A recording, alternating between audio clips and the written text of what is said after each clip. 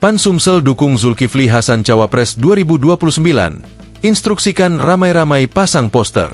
Meski pemilu 2029 masih 3 tahun lagi, sejumlah elit partai politik mulai menggaungkan nama ketua umum mereka sebagai calon wakil presiden pendamping petahana Prabowo Subianto. Partai Amanat Nasional, PAN, sudah menyodorkan Zulkifli Hasan untuk pendamping Prabowo pada Pilpres 2029. Menyikapi hal tersebut, Ketua Dewan Pengurus Wilayah, DPW, Provinsi Sumatera Selatan, Sumsel, Joncik Muhammad menilai, sosok Ketua Umum, Ketum, Zulkifli Hasan layak untuk mendampingi Prabowo ke depan di Pilpres mendatang, dengan kinerjanya selama ini selaku menteri dan memiliki rekam jejak gemilang di pemerintahan. Joncik menyoroti berbagai program strategis yang berhasil dijalankan oleh Zulkifli Hasan, yang akrab disapa Zulhas. Ia menegaskan bahwa kedekatan Zulhas dengan negara dan rakyat terbukti mampu menyelesaikan berbagai program yang dianggap sulit. Dekatnya beliau, Zulkifli Hasan, kepada negara itu selalu membuahkan kesuksesan. Program-program seperti makan bergizi gratis, MBG, pendirian Koperasi Merah Putih, hingga pembentukan Satgas Sampah, insyaallah akan selesai dengan baik. Tugas yang seakan-akan sulit dikerjakan justru bisa dituntaskan oleh beliau, ujar Joncik Minggu, 16 Februari 2026. Ia menambahkan bahwa karya nyata Zulkifli Hasan di pemerintahan selama ini telah berhasil membuat nama besar Ketua Umum PAN tersebut. Pihaknya yakin bahwa kontribusi dan dedikasi Zulhas akan menjadi nilai tambah jika nantinya dipercaya mendampingi Prabowo Subianto. Kamu cak waktu ke Hatta maju wapres dalam menjam Sumbaksel ini pasti pengen ada toko toko Sumatera, apalagi soto Sumatera. Kalau Bang Dujit ini pasti, dan relatif beliau ini kan masuk ke semua kalangan. Memang basicnya dia punya Muhammadiyah, tapi kan NU juga sangat dekat. Ulama-ulama dekat lagi. Kita percaya ini dengan masuk berbagai kalangan itu, makanya dia sekarang ini akan dekat Prabowo kan. Kemudian dia udah Prabowo sekarang. Kepercayaan presiden kayak. Nah, dengan dekat itu pasti banyak juga yang mengincar dia supaya jangan berpasangan. Nah, itu jelas. Jelasnya, tidak hanya menyuarakan dukungan politik, Ketua DPW PAN Sumsel juga menginstruksikan seluruh jajaran partai di daerah untuk lebih memperkenalkan sosok Zulkifli Hasan kepada masyarakat. Instruksi ini disampaikan menyusul rencana pemasangan poster dan spanduk bergambar Ketua Umum secara masif. Tapi untuk DPD ada nggak mungkin untuk pasang poster, spanduk atau? Oh, kan pasti. Kita akan pasang masif. Dulu ketua DPW pasang. Kalau itu terjadi ya di tiap kabupaten kota, kecamatan desa ada beliau kan. Wajib itu. Bukan hanya pengen jauh presiden, bahwa orang harus tahu ketua umum PAN itu ya Zulkifli Hasan. Maka tadi kalau partai bergerak, insya Allah mau Bang juga bergerak.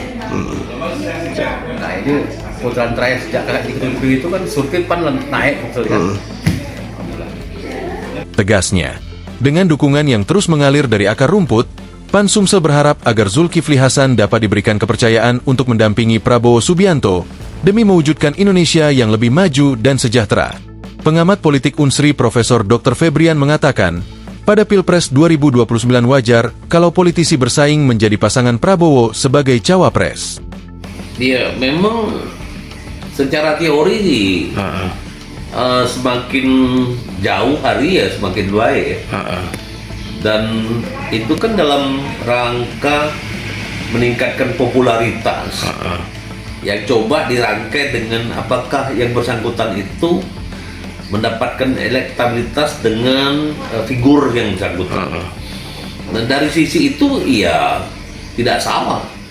Tapi dia kemudian menjadi bermasalah pada waktu yang bersangkutan pertama adalah orang di dalam partai, orang di dalam kabinet. Itu jadi persoalan kan, karena dia bisa bersama-sama atau tidak bersama-sama. Kalau dia tidak bersama-sama, artinya dia akan menjadi oposisi atau wakil presidennya. Yang itu kan terjadi. Nah, itu kalau dia ada dalam kabinet. Yang kedua, mantan calon juga jadi persoalan juga kalau melakukan tindakan-tindakan yang sepertinya dia orang yang memiliki kekuasaan formal, dan itu juga terjadi.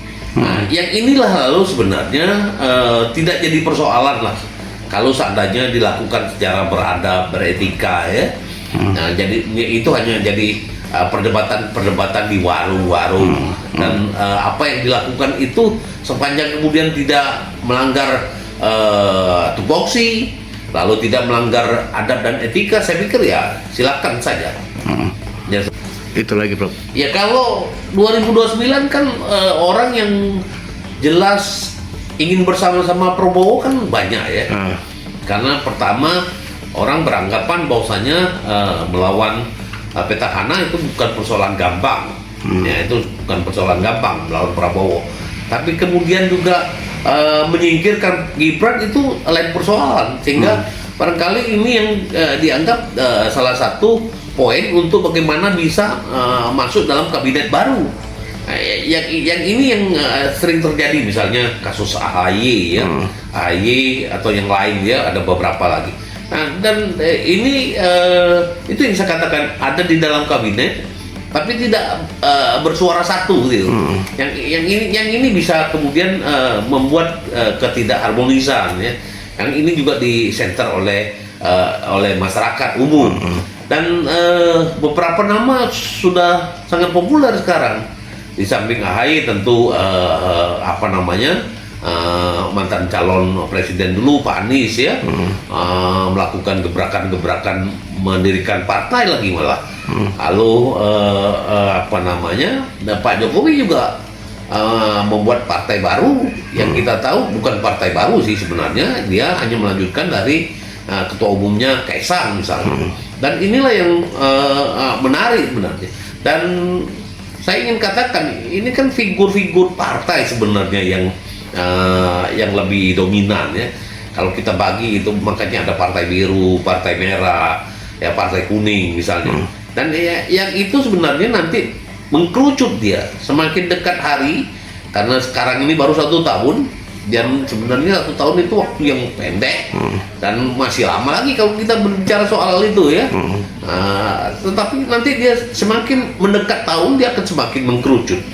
Dan saya ingat misalnya di 2024-25 itu ketua umum Golkar itu bukan main itu, ingin mencalonkan diri atau Menteri BUMN Erick Thohir misalnya. Bukan main gebrakannya kan seluruh Indonesia. Tetapi kan mengkerucut dia kemudian ternyata tidak didukung oleh masyarakat sehingga juga tidak mencalonkan diri. Akhirnya apa kenyataannya? Menjadi menteri lagi ya. Menteri lagi pada partai yang berbeda.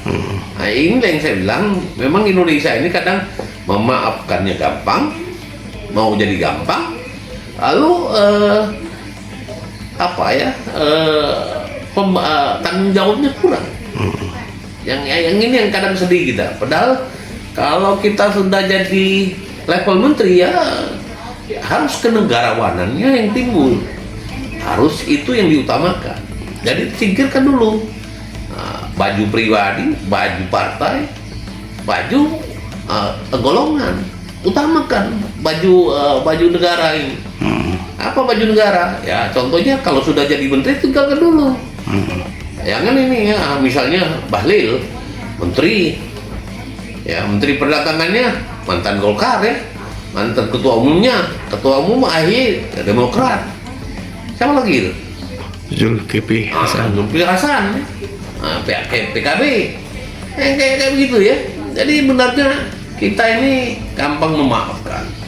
Tapi di samping itu memang sifat dasar kita orang Indonesia. Tapi tanggung jawab negarawannya itu harus timbul. Kalau enggak itu ya lagi-lagi kita mempertanyakan bagaimana soal loyalitasnya. Saya juga agak sedih juga kalau AHY ternyata betul dia misalnya tidak menghormati Gibran sebagai wakil presiden. Sedih saya. Karena apa? Presiden dan wakil presiden itu satu paket loh. Jadi kalau bunyikan visi misi ya harus bunyinya visi misi presiden dan wakil presiden. Nah, seperti begitu. Download Tribun X sekarang, menghadirkan lokal menjadi Indonesia.